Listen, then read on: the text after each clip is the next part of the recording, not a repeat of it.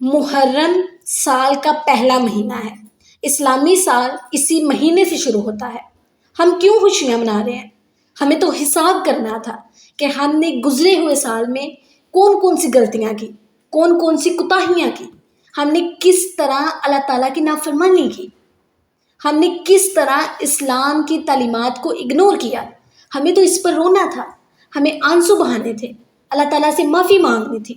ہمیں حساب کرنا تھا کہ گزرے ہوئے سال میں میری کون کون سی نمازیں رہ گئی ہیں، میرے کون کون سے خیر کے کام رہ گئے ہیں، میرے کون کون سے وہ کام رہ گئے ہیں جن سے میں نے اللہ تعالیٰ کو راضی کرنا تھا۔ ہمیں تو گزرے ہوئے سال پر شرمندہ ہونا تھا، اللہ تعالیٰ سے معافی مانگنی تھی۔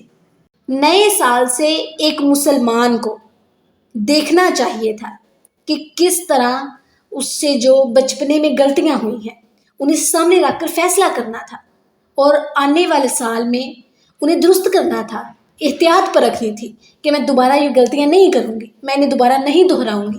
پچھلے سال کے گزرے ہوئے کارنامے کو سامنے رکھ کر دیکھنا چاہیے کہ کس طرح میں نے اپنا پچھلا سال گزارا، پھر اس گزرے ہوئے سال سے سبق سیکھنا چاہیے کہ میں آئندہ ایسا نہیں کروں گی جس سے اللہ پاک ناراض ہو۔ ہم سب کو چاہیے کہ ہم آنے والے سال کا استقبال اور اس کا آغاز نیکیوں کے ساتھ کریں۔